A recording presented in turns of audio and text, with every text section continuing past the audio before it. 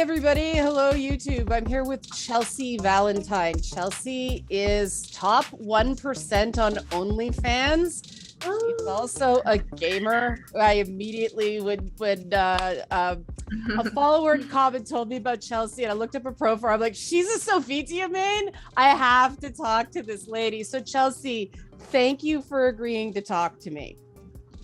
Yeah, of course. Really happy to be here. So how did you get into OnlyFans? How did you decide this is something I want to do? A few years ago when OnlyFans first came out, I guess I was like just graduating college and I was, still looking around for jobs, and I realized it was like kind of hard to find a decent paying job for like the amount that I, wanted to make, because they were all paying like 15 an hour or something. And I was kind of like, it's kind of not like a lot, And then I actually was just scrolling through my Instagram followers, and then one model that I follow, I saw that she had an OnlyFans page, and I clicked on it, and I was like, what is this? And then it just said like she had a page and a little description. Then I went to the OnlyFans homepage, and they had like this section that said like you can make, if 1% of your followers signs up for your page, you could be making 4,000 or 5,000 a month. And I was like, oh, that sounds interesting. So like they were basically advertising if you have a lot of followers, and if just like 1% of your followers join, that's how much income you can make if each of them signs up for your page at like a certain dollar amount, And I was like, that sounds like a really nice idea. Let me try that out. So I literally just made an account.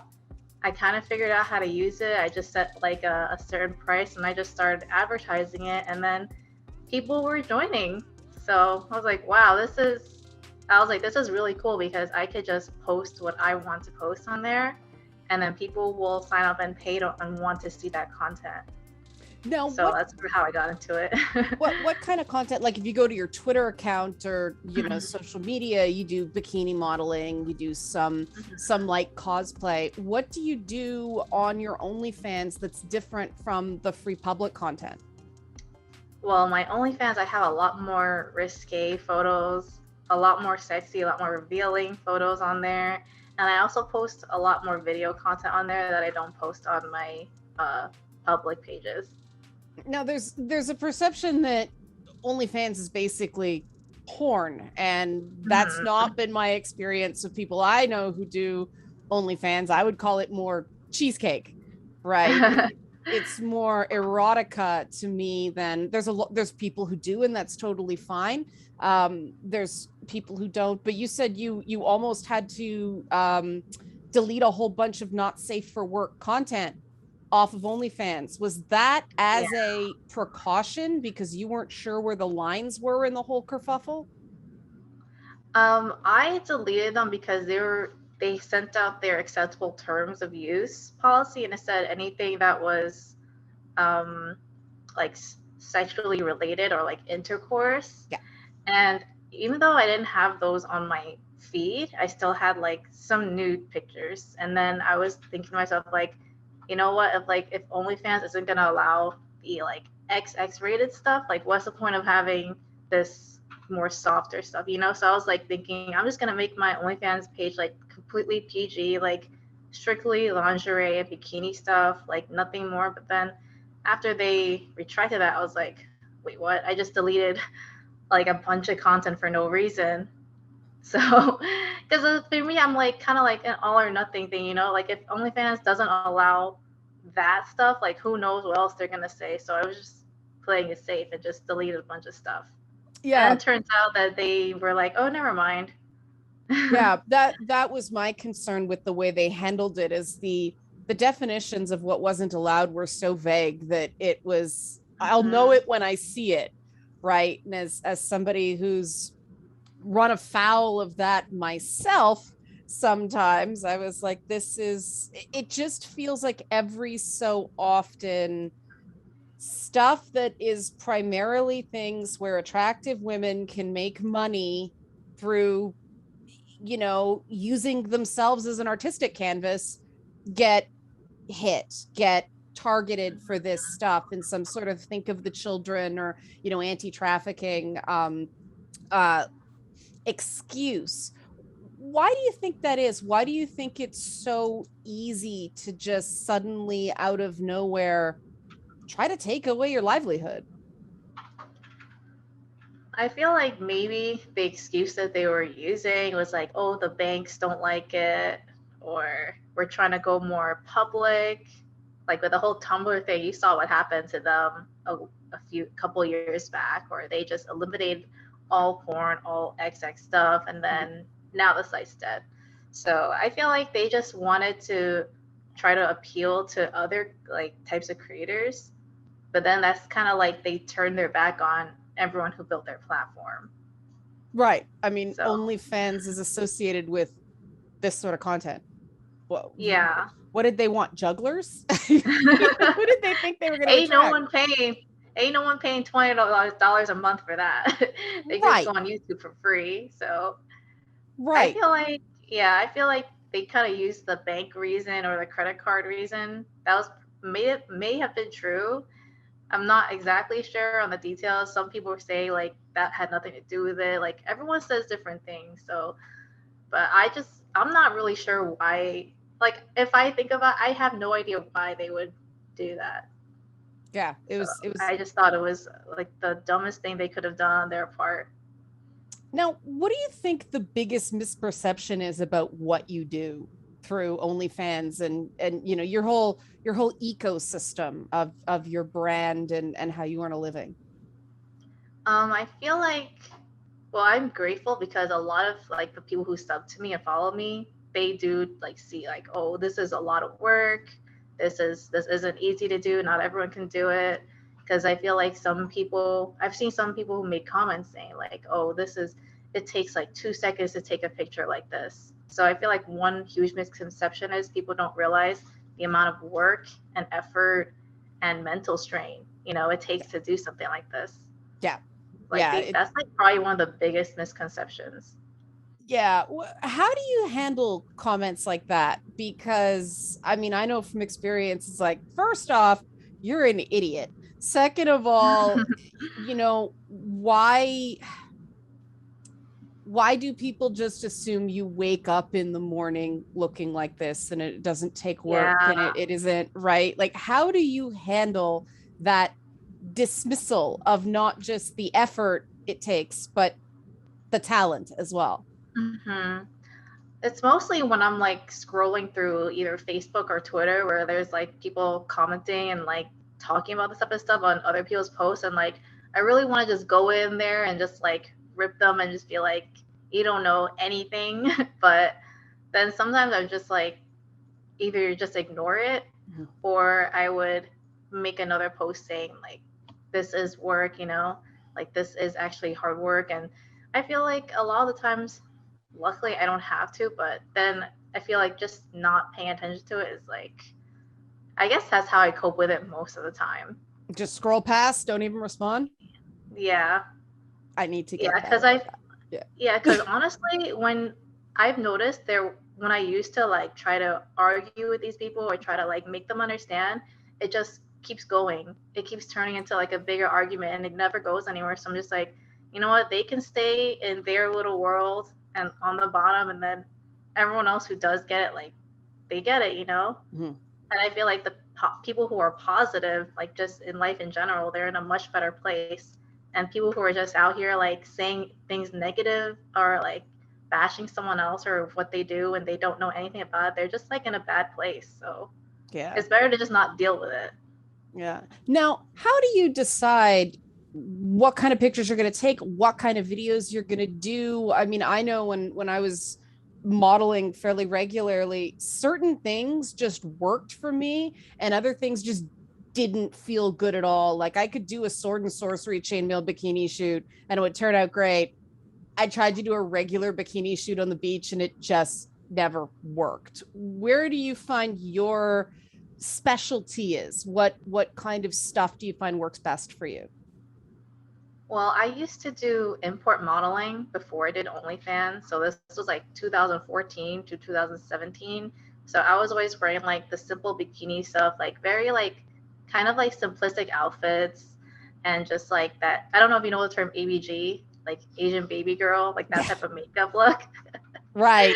So yeah, I feel like just having that experience back then, I kind of always just stuck with that look like throughout the years, and I feel like that's what worked for me because that's what I started with, and then I never really tried to venture out into like different type of looks because that's what always worked for me. Mm-hmm. So yeah, I think the import wine thing with like the bikinis and like the ABG look is what kind of how I decide like what looks I'm gonna do. And also like sometimes I look at other people's posts like on Instagram, Twitter, and like I'll save them and like get inspiration that way. If I like, oh, I like that outfit a lot, I'll like save it. I'll like probably buy it later or something. Yeah, I mean that you're really working in a straitjacket there because you don't have a lot of material to create an image with, right? How do you find the line between this is way too much, this is off brand, and this is just boring? Um, I try to spice it up with like different locations. Okay. Like when I do photo shoots, with every single photographer, we always try to like go somewhere else, like somewhere new. Like we never really like to try to do the same concept more than once. Like if I wore a black like lingerie set with that photographer, the next time we'll do pink. Okay. And then the next time we'll do like a different like either material or color. Like that really changes things up a lot. How do you get into the headspace when you first start a photo shoot? I know for me, the first like 5-10 minutes was just warm up. You don't quite Yeah. feel right in your body. You don't quite feel right in your head. And I at least had to find that space, almost like find that character who could look confident and look engaged and not look like, oh, my back hurts and my neck is cramping and my toe is being mushed by my shoe. Like, how do you get in that headspace? I think one thing that helps a lot is that we play music. Okay. So usually a photographer brings like a speaker, and like I'll usually pick the music and we'll like play through a playlist that I like or just shuffle through my music, and that really gets me in the mood. Also having a mirror, like a full length mirror nearby, so I can like see how I look, like you see if my hair is messed up or I need to fix a part of my outfit. Like that helps a lot. Like just having a mirror somewhere nearby so you can keep checking in, like, checking your poses and your Mm-hmm. outfit and everything. Yeah. Now, how do you choose what photographers to work with? Oh, like usually they'll either message me on Instagram Okay. and say, hey, I really like, I would love to work with you. I like your work. Or I'll see their profile and I'll message them. And usually we find each other through other models, like either people we follow. Like the one photographer I really enjoy working with now. Funny enough, I met him at a gaming tournament because he also plays fighting games and I play fighting games, and he happens to be like my main photographer now. But we met each other at a local event that we both went to, and we were just talking, and I think he said to me like, hey, like I know you, I follow you on Instagram, would you like to shoot sometime? Mhm. And I was like, yeah, sure. And I looked at his page and I was like, wow, this work is good. So that's how we met. So yeah, it's usually either through mutuals or just randomly like finding each other. Right. So you prefer people say this person's professional to work with as opposed to just a total cold approach. Yeah, I like, you can always ask for references too. Like if you Okay. look at their page and see other models they've worked with, you can ask them. But I usually go by how their work looks. Like if they shoot a certain style and aesthetic that I like, then that would make you want to work with them more. Because there have been photographers asked me to work with, and I looked at their portfolio and I was like, it's not Hmm. really my thing. Hmm. So Do yeah. you have a chaperone or a friend on your shoots just in case, especially the new person? Yeah, I usually bring my boyfriend with me to to like every shoot. He always accompanies me, and he like does like behind the scenes stuff a lot of the time too. Yeah. Now, with gamer, it sounds like a big part of your audience is gamers, like a big part of your Hmm. subscribers are gamers. Gamers, I find it's not just about how you look. You sort of have to walk the walk as well, right? Like Yeah. your personality sells it. So you said that you actually have, ongoing correspondence with your subscribers. You care about them. How How do you get to know people once they become a subscriber of yours on OnlyFans? Well, usually it's like some random conversation. Like certain ones will talk, like we'll like gossip or like give each other life updates. I have this one fan. He likes to pay me just to have a conversation. Literally, we would talk about life. We'll talk about how we're feeling, like or any like random events that come up. Like there's certain people who just sub to me and pay me just they just want to talk. So I find that really wholesome, and I really enjoy that aspect. Another ways, like if they're watching me stream, the regulars to always come in.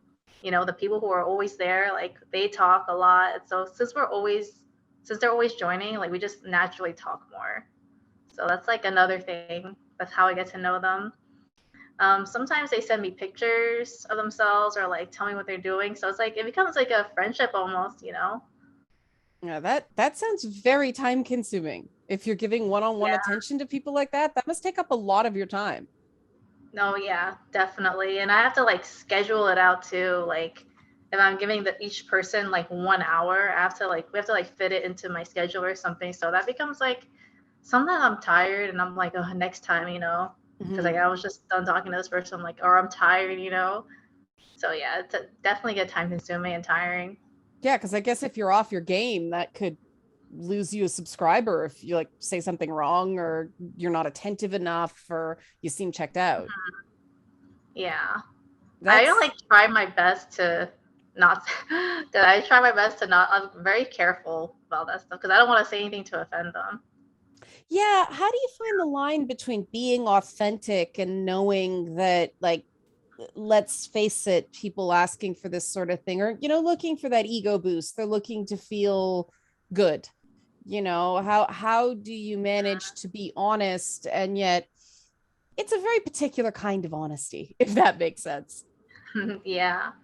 Um, I'll just say if something makes me uncomfortable, then I'll try to just tell them like, oh, like I don't really want to do that.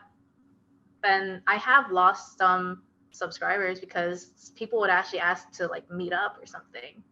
Like, oh, and another one asked me, oh, can we hang out? Like I live in your area too. Like I know you're from my area because I follow you. I saw your story. I know like you're around here. Like, can we hang out? And I'm like, whoa, first of all, I don't even know who you are. Why would I want to hang out with you? And I said that to them. Mm-hmm. And then he got upset at me saying like, oh, I know you're still around here. Like I saw your Instagram story. And then he just like unsubbed to me. And like, those are not the type of people I want to stay like have as followers anyways, you know? Like people who are very pushy Right. and Yeah. very like they try to cross boundaries, you know? Yeah, I mean, boundaries online are a really, really difficult thing. And this is something I really wanted to ask you about because I know even on services like Twitch, establishing boundaries and sort of maintaining them and keeping everything chill, it's really more of an art than a science. Like you really have to read the room, and sometimes you do have to put your foot down and be prepared to lose somebody. But other times it's like, I do find that I agree with you that it's uncomfortable when somebody wants to cross that sort of online real life boundary. And when people assume that just because somebody's super familiar in a chat, they know you personally. Yeah. How do you navigate that? You clearly have a very clear line that way. And I mean, not everybody does. Some people have no problem doing like group meetups with their fans, but you don't. So why that line? Why that boundary? And how do you enforce it?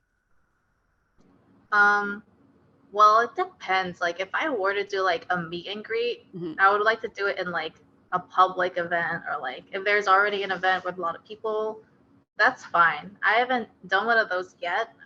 I would like to like someday in the future, but like if it's one on one, because that guy clearly said hang out, and I'm sure that's not all he meant. Right. And it's pretty and it's pretty obvious. So if they're asking like, and I get this question quite a bit, like oh, IRL meetup or like let's hang out type of thing, that's just a straight no because Right. it just feels weird, you know. And it's like also another thing I think about is like if someone that I look up to, would they do that? Like Yeah. would another famous model or like someone even bigger, like someone with like almost celebrity status, would they like just go out of their way to just meet up with somebody randomly one on one? Like they wouldn't do that. So why should I do that? Yeah, and then you hear about occasional stories where someone is being inappropriate that way, and everybody kind of gets set by that, right?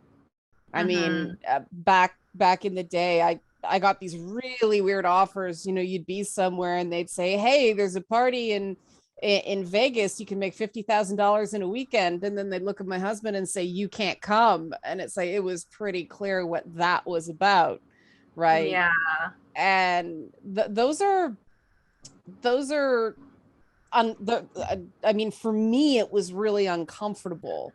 Do you find that sort of demand uncomfortable for you, or is it just sort of this is the not great part of an otherwise really fun business? I feel like it should be pretty obvious, like to the fans or people who subscribe, not to ask those type of things. But there are some who will ask anyways, because I'm sure they're asking, thinking, oh, well, like might as well try, you know, like might as well try. The worst thing she could say is no or something like that, you know, like they just try and they probably ask like 10 other people at the same time. You know what I mean? So like that part about it really like is pretty grimy to me too, you know? Like they're just asking anybody they can. Like that's just what I think that So they're you, doing. it sounds like what you're saying that you find it disrespectful because they're just taking any shot they can. It's not about you. It's some sort of ego exercise. Possibly. Yeah. I'm not sure because I'm sure if they do want to see me, but I'm sure like they could be asking anybody. And the other thing is, I'm just thinking someone that I look up to and idolize definitely wouldn't be doing that, you know? Right. Right. Now, this is a headspace question because this is something I go back and forth on all the time. Just based on the nature of what you do, you know, people are looking at you in a certain way, right? You clearly have a ton of self respect. This is a business for you.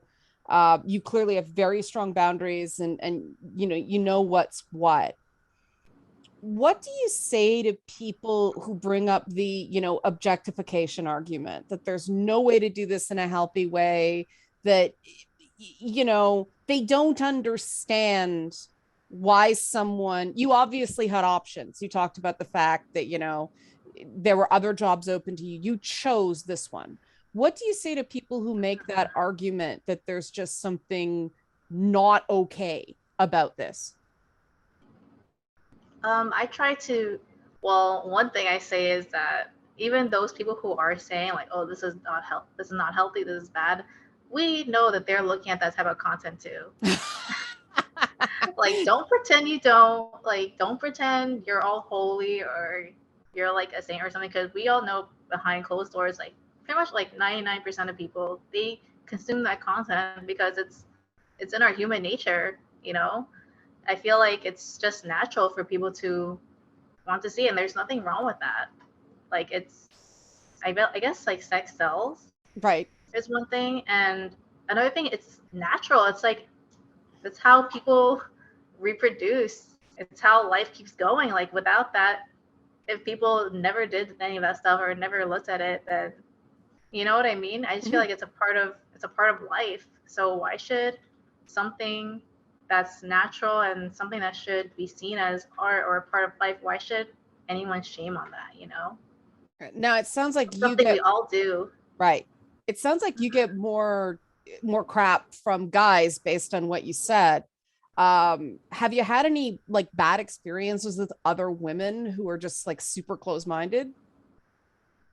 Mm, I would say not too many actually. Maybe only like one that I saw a comment on Twitter. Someone commented on like the OnlyFans thread saying Mm-hmm. like, "Oh, they're just used to being used or something as like their job." And then a lot of people were just attacking her, saying that because she's like a YouTuber slash streamer who Okay. made that comment, and they're like, "Oh, really? You're the one over here doing YouTube slash streaming." Like you don't even have a real job yourself. And then some people were saying like you're just mad because they're making more money than you. Okay, so you think there is an element of jealousy to it. Yeah, yeah, definitely. I feel like, because I feel like girls should always like empower each other and just support each other more, you know? So I feel like if there are women out there who are being hateful towards them, towards us creators, it's mostly jealousy. Mm-hmm. I definitely believe that. Yeah. Now, I mean, you seem to have a extremely thick skin with all this stuff. What's your advice for people who want to build their confidence, who feel like things get to them too much? I mean, Mhm. you're out there, right? Like what you do, it's very exposing, it's vulnerable in its own way, but you seem to have a really, really great attitude about it. So what's your Yeah. advice? Well, a couple things. One is no one really gives a shit, right? Like, as much as you think people care or have an opinion, they think about it for like a second and they just move on with their day. Hmm. So that's a good way to look at pretty much anything in life, is that no one really cares. It doesn't matter. You know, if you're putting yourself out there, then someone says something, they're gonna say it, and then that's it. What happens next? You know, they forget about it or they move on from it. Yeah. Now, So it's just to like not think too hard about what people might think about you. nice. It sounds so simple, but it's good advice. Now, how do you feel about, Yeah. because you're a gamer and we have a lot of, you know, games in common, Soul Calibur, there's a lot of sexy women in it. How do you feel about the recent trend away from, you know, sexy female characters in gaming? You know, somebody who's a sexy, beautiful woman in real life. How do you feel about that representation argument? I'm sure you have a unique perspective on it. Of them taking away those sexy females in the games. Yeah, like this It's whole like, idea that it's somehow bad for people to want that sort of content. I mean, I grew up on Mortal Kombat and I love those ladies, you know, from yeah. the jump, and then Tekken, and well, Tekken wasn't as And sexy. DOA too. DOA, yeah, DOA volleyball, I actually enjoyed. Extreme Three Fortune, but I mean, Soul Calibur, especially, it's such high fantasy. Those designs are so beautiful and they have distinct Yeah. personalities, as well as, you know, as well as really cool designs. So, you know, it's as somebody who, you know, obviously loves this stuff but also does it in real life, I'm really wondering on your perspective and some of the arguments that are used again about this. It's inherently bad, or it damages people's relation ability to have respectful relationships. I'm just really interested in your take.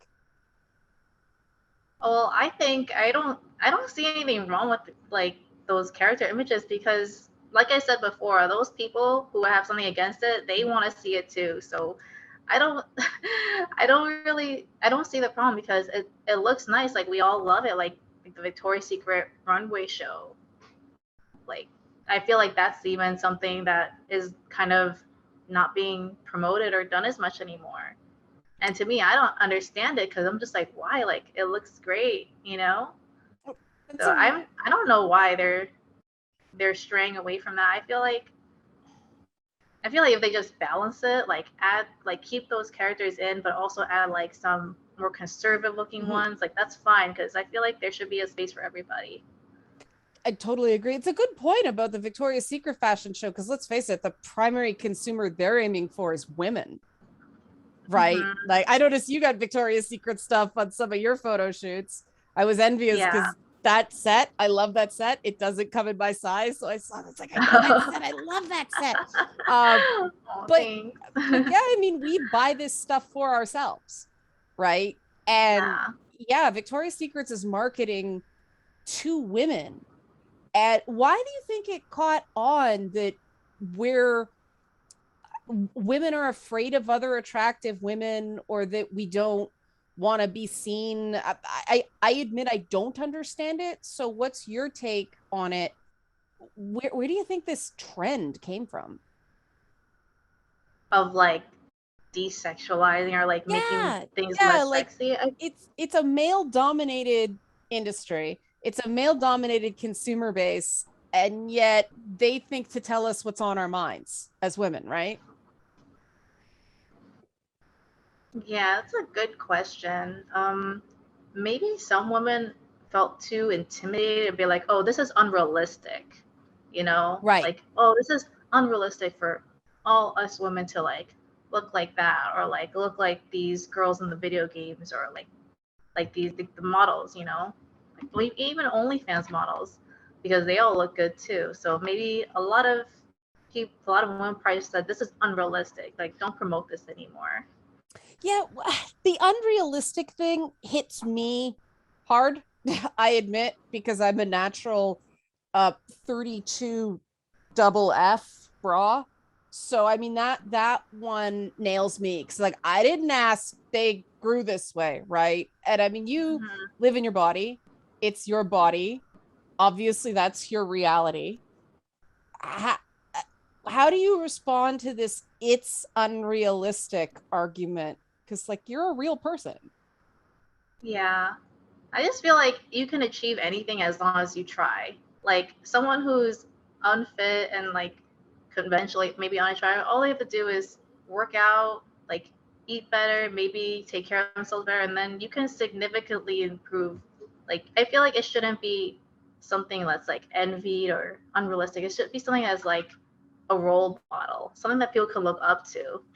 You know what I mean? I feel like someone should just like instead of thinking or attacking it, thinking of it in a negative way, just look at it as like, wow, this is what people can achieve to like look like this, or even male models too with like their six packs and like they're like extremely fit cut. Like they didn't get that for free.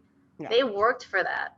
And the same thing for females, like you said earlier, I don't wake up looking like this. Like I have to do my hair, I have to do my makeup and like pick out an outfit. It's all work. So I feel like if people would just put in the effort, like they could also maybe not like all look like that, but like improve and like be much better. You know what I mean?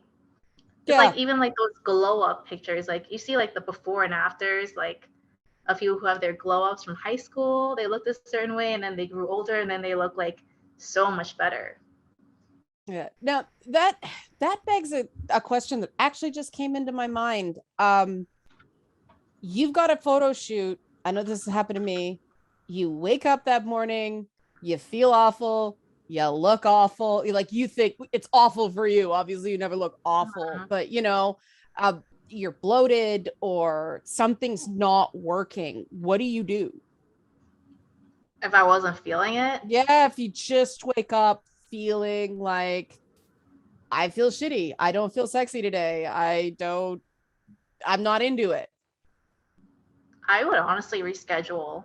Yeah, I would just just contact them and be like, hey, I'm not feeling it today, or something came up, or I feel sick, or I don't feel good. Like, can we reschedule to another time? Because you would rather, well, I would rather do something like to the best of my ability than just go in there and being like, let's just get this over with, yeah, yeah, not So, not give your best work. yeah. So yeah, I would definitely just reschedule and like wait till I feel better a different day and do it instead that day.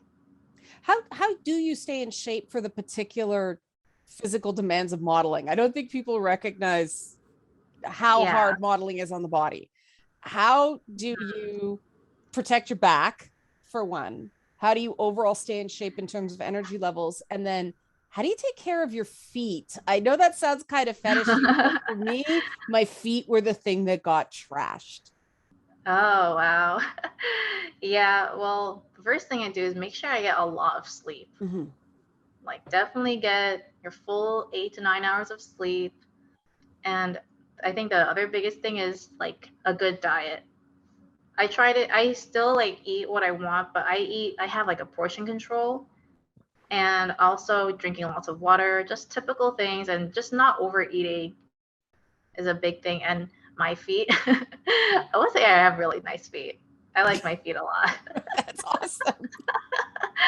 Yeah, like I love painting them. I love just scrubbing them, putting lotion on them. So I don't know if I have like a lot of good feet tips, but just I feel like another thing is I don't wear high heels too much. Okay. I know, yeah, I think wearing uncomfortable shoes can really wreak havoc on them. So if I do wear heels, I make sure they're like comfortable heels or like a really high quality heel, because wearing bad shoes is like the worst thing for your feet. or wearing something uncomfortable. So I definitely make sure I have comfortable shoes on for all my shoots and just day-to-day life. How'd you get away import modeling without wearing heels all the time? Is it the spike heels back in the day? Yeah, I did wear heels, but I always wore like the wedge heels, either Oh, so they wedges. looked higher. Oh, the so they weren't the spike heels, they were the single piece. I had either those or I had like the blocky heel. Like the heel was thicker, Right. Oh, so so it you was a didn't go lot over on easier your to walk. ankle. Yeah, yeah, yeah. Yeah, yeah. So when I'm stepping, I'm not stepping on like a stick. Yeah. I actually have like support in the back. So that was a really good tip, and they still look nice. Now, They still look really good.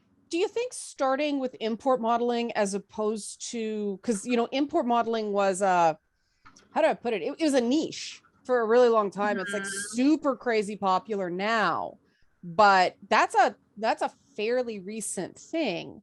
Do you think starting there gave you a greater grounding, a better sense of confidence to sort of, you run your own business, right? Like you manage your own Yeah. brand. Do you think that was beneficial as opposed to the straight up, like, I'll flat out say, like, white culture, beauty myth standard model?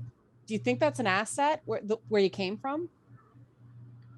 I think so because I got to work with like a different type of scene, like actually going out and like posing in front of cars. It's very different than just going to like a studio where it's just you and the photographer. Like at the shows, I always had like a big audience, like people, like not just me and the photographer. There was like hundreds of people like surrounding, and like a lot of eyes are always on you, so you're kind of more aware of your surroundings, and also you have to kind of know how to act and like I guess interact with the people, because it's not just one-on-one photography, No. you know. Yeah. You have to actually get along with a lot of people. You have to make sure like you're not causing drama because there's been a lot of dramas at those events too. Yes. So Yes. definitely you have to, yeah, it definitely shows if you can thrive in that industry because if you have a drama with somebody that could like really ruin your reputation and you just don't get invited to events anymore. Because I've heard stories about that too with people. Like if Yeah. they didn't like you, you just weren't in there anymore.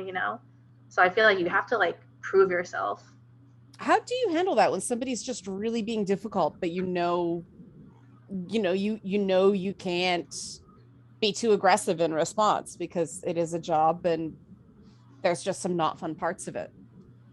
Yeah, I do remember I had like a slight issue with one of the staff members there because she was being really, really rude.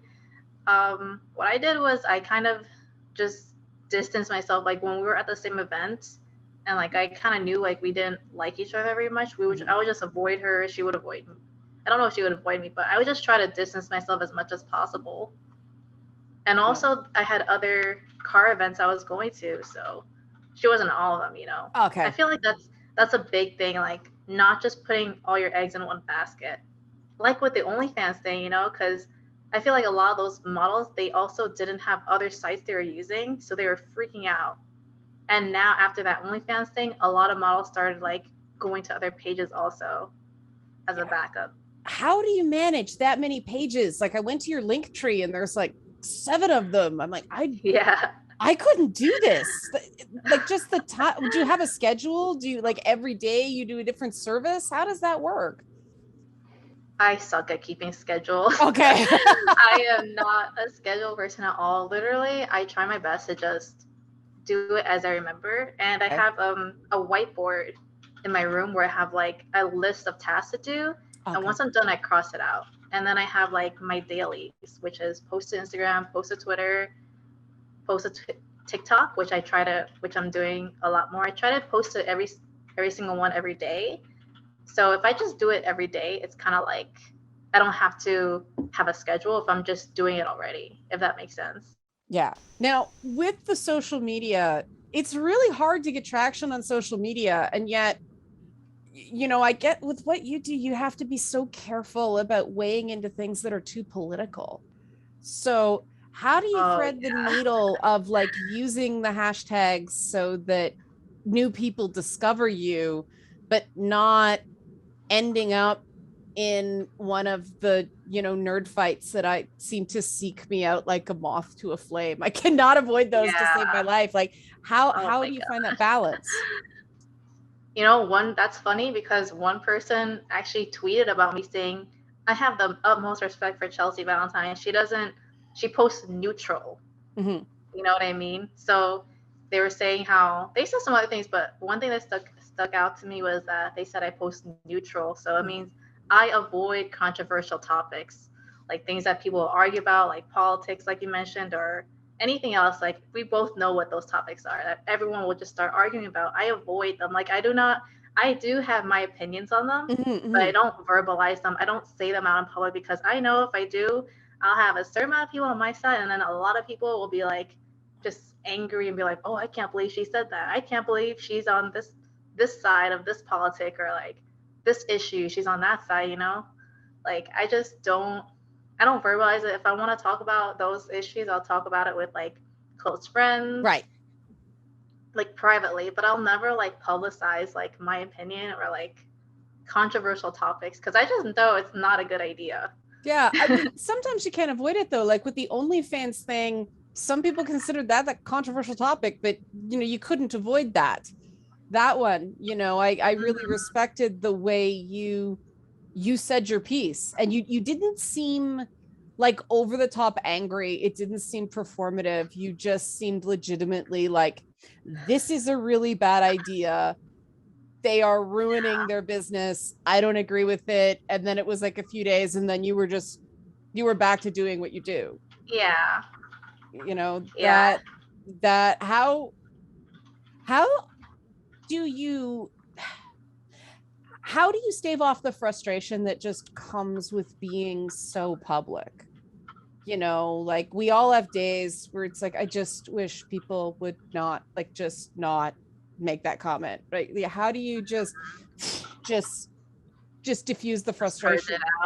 Yeah, so you don't make that tweet you regret 2 hours after you do it, right?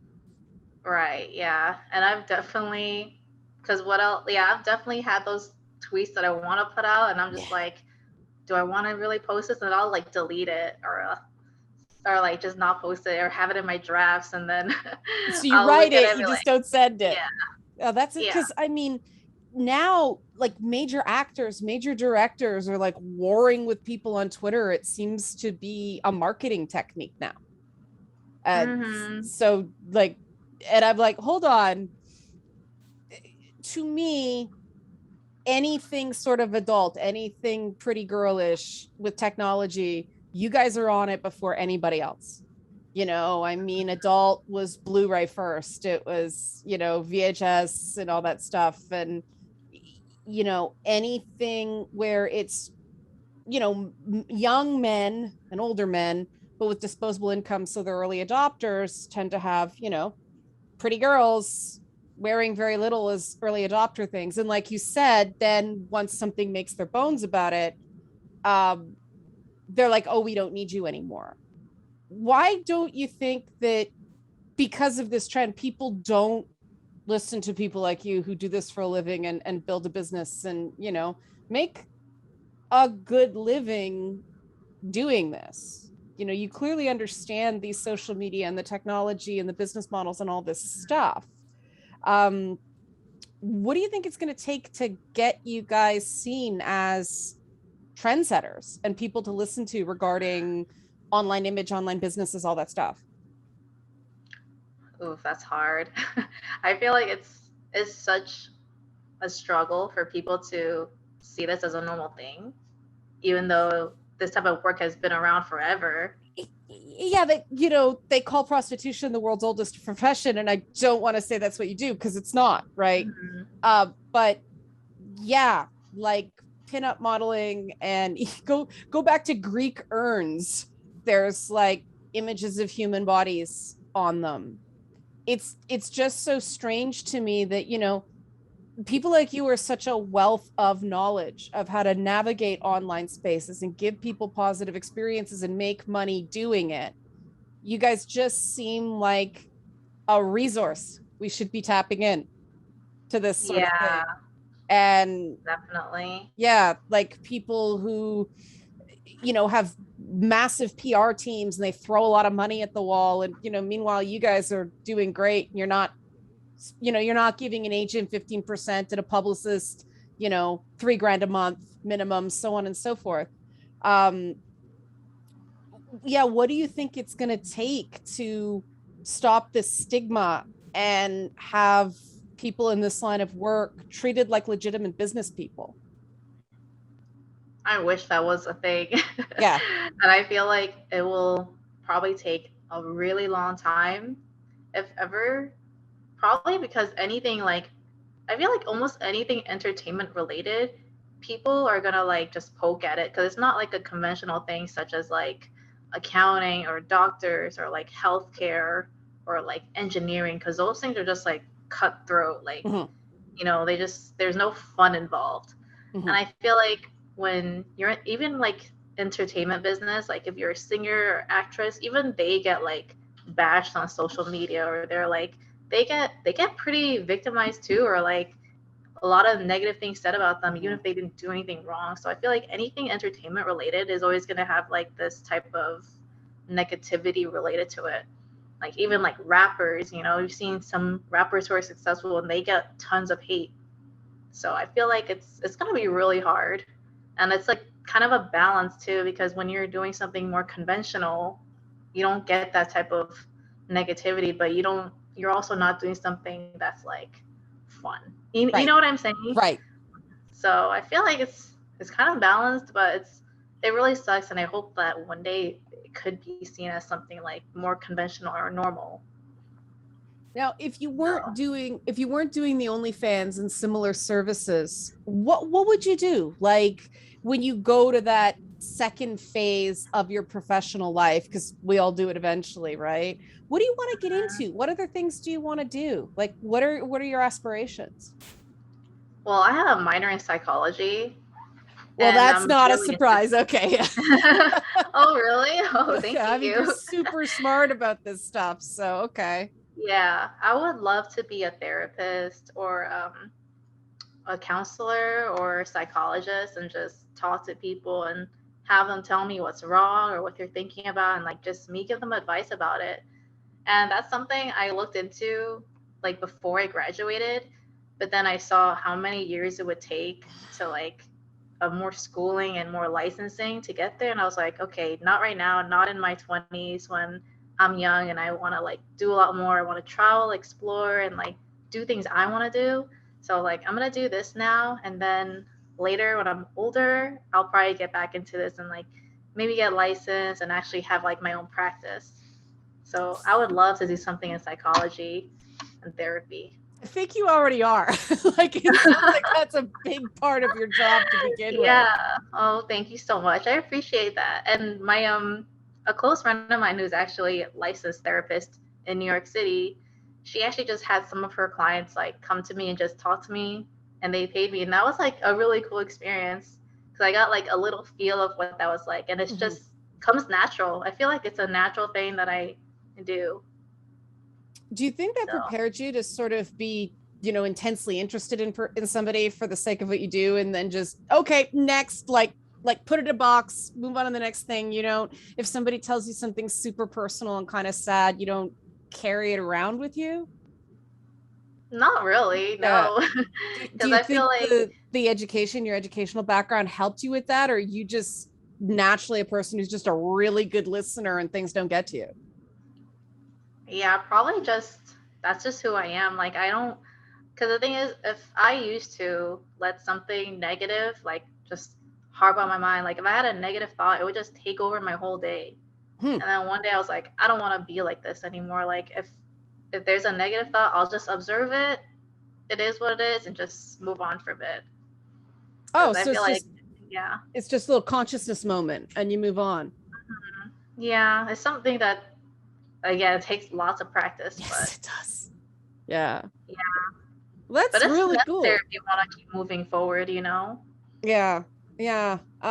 What's your advice for people who want to get into what you do? I don't want you to train the competition or anything like that, but obviously Yeah. there's always going to be some sort of profession that is sort of a combination of fantasy and just being really good with people.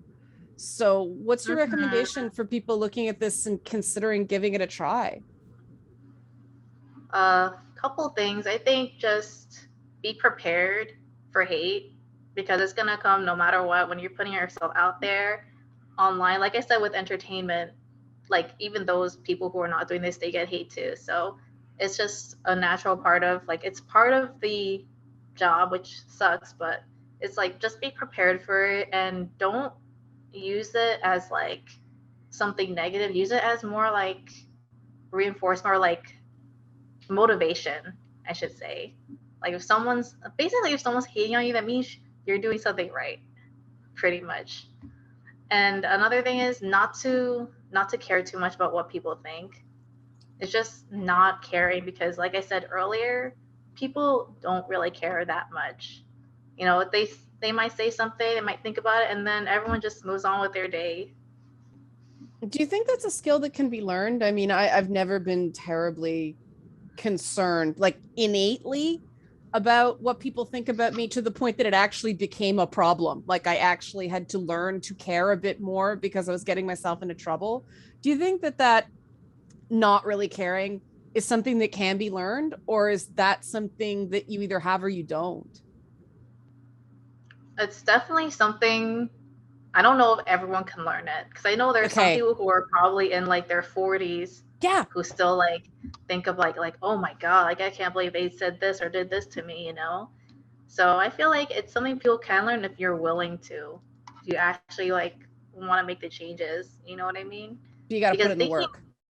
yeah, because harping on someone's opinion about you really doesn't get you anywhere. It kind of just puts you stuck. It's Like, true. yeah, Yeah, it's really yeah. hard to advance when you're too busy worried about what other people think about you all the time. So it sounds like your advice to people is just do it. If you want to do something, just try it. And that's with everything. Like, if you want to do, you have to do what makes you happy Mm-hmm. in the end. Like, if you want to do something and then people are against it, but it's what you want to do, you should just do it. Now, last question. Uh, in terms of business, but private life. I mean, I know when I tell people what I do for a living, it's either the oh or the oh, like people do that. That's a real thing. Or Yeah. oh, like all of a sudden you're some kind of zoo animal or like circus freak, right? Do you get that? Or do you just not tell people what you do for a living? Or like, how do you navigate the meeting new people and like making new friends and breaking that to them, telling them what you do for a living? It can be hard at first, Yeah. definitely. But I feel like now I'm at a place where I'm super comfortable with it. And where I try to put it in the most simplest terms for them. So if I say modeling, like, oh, I do modeling or I do social media, I just show them my Instagram and then they're actually like, wow, Okay. like, wow, you have a lot of followers, or wow, like your pictures are really nice. So then So it turns into something positive rather than something I have to hide.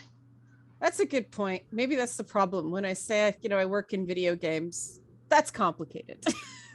Yeah. That's a good idea. Keeping it as simple as you possibly can. Yeah. Like if you say, oh, I interview gamers, or for you, if you say, I interview like whoever, Yeah. and then just show them your work, Yeah. and then it could turn into something positive. They'll be like, wow, you have like a lot of views, or you interview some interesting people, you know, if like always try to turn it into something into a good thing rather than something to be ashamed of. That's true because younger people are just like, oh wow, you have a ton of followers on YouTube, whereas older people are like, that's a job. There's a real divide, between younger people who I guess grew up in this and it's normal, like you said, it becomes normal, and older people are. Do you think some people just can't get their heads around it no matter what you do? Mhm. Yeah. And I feel like another thing you could, well, not like tell them like, oh, I'm successful at this, but like just let them know like, yeah, this is what I do, and this, you don't have to tell them how much you made unless you want to. But I feel Right. like for older people who don't understand, if you kind of explain to them that, then they're like, oh wow, okay, like that's actually really good. You know what I mean? Yeah, Like if you tell totally. them Yeah, I feel like that's one way around it, or just like I said, just showing like your portfolio. Because a lot of people, if they're older, they haven't really been on the internet that much, so of course it would be hard for them to understand. See, I always got the weird thing where people would find me through like production work or something professional, and then they'd find out I do modeling.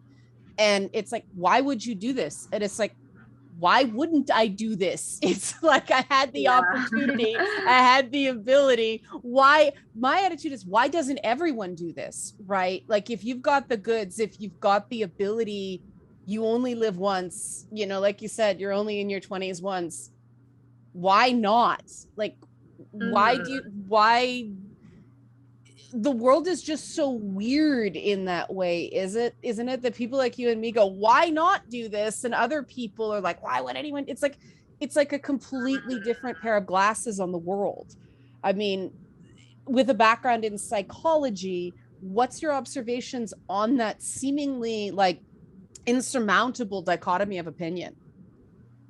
A lot of people are just closed-minded, and they're not open to this type of stuff. Like, because you and I think we're pretty open-minded to it, and I feel like it's like half and half. Like, there's some people who are really open-minded to it, and there's some people who are just closed-minded to it, like tunnel vision, you know? Mm-hmm.